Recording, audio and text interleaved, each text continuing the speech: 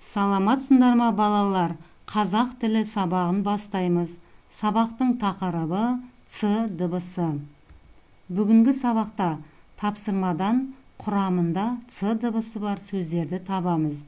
Ц және С дыбыстарын өзара салыстырамыз.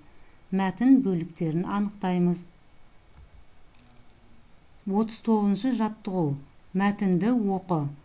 Цирк өнердің өте ертеден келе жатқан түрі. Цирктің көшпелі және тұрақты түрлері болады.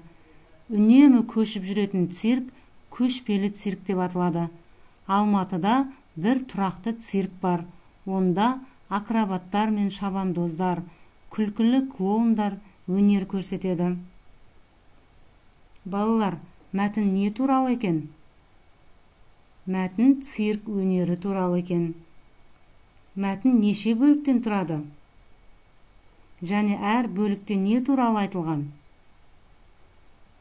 Мәтін 3 бөліктен тұрады. Бірінші бөлігінде цирктің өте ертеден келе жатқан өнердің түрі екені айтылған. Ал екінші бөлігінде цирктің түрлері жайлы айтылған. Үшінші бөлігінде Алматыдағы циркте кімдердің өнер көрсететіні жайлы айтылған. Балалар, акробаттар, шабандоздар, клоундар қандай қызмет атқарады? Сендер экраннан акробаттарды көріп тұрсыңдар.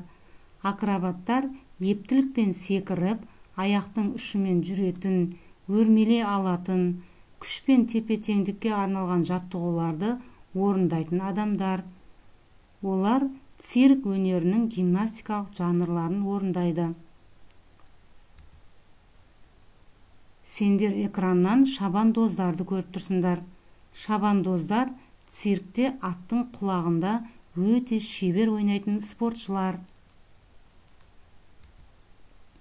Бұл клоундар. Клоундар әртүрлі қызықты, әрі күлкілі жаттығулар жасап, әртүрлі сиқырлы өнер көрсетіп, адамдардың көңіл күйін көтереді. Балалар, Ц қатаң дауыссыз дыбыс. Ол басқа тілден енген сөздерде кездеседі. Мысалы, цех, цемент. Олай болса, цирк қызықтары тақырыбында өзің көрген оқиға туралы айтып көрейік. Цирк қызықтары. Жазғы демалыста ағам мені циркке апарды. Циркте клоундар күлкіге бөлейтін өте қызықты қойылым көрсетті. Әсіресе клоундардың сиқырлық өнері маған қатты ұнады. Бұл мен үшін ұзаққа дейін ұмытылмас кеш болды. Цирк бағдарламасынан алған әсерім айрықша болды. Шығармашылық үзіліс. Балалар, сөз жұмбақты бірге шешіп көрейік. Ата заң.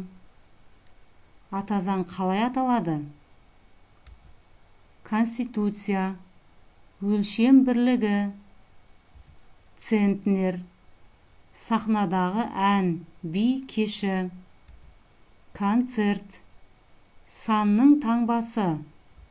Цифр. Көлік түрі. Мотоцикл. Оқу құралы. Циркуль. Ойын көрсетілетін орын. Цирк. Осы сөздерді қатесіз жазып, жазылуын есте сақтаңдар. Кез келген бір сөзді алып, оған сөйлем құраңдар.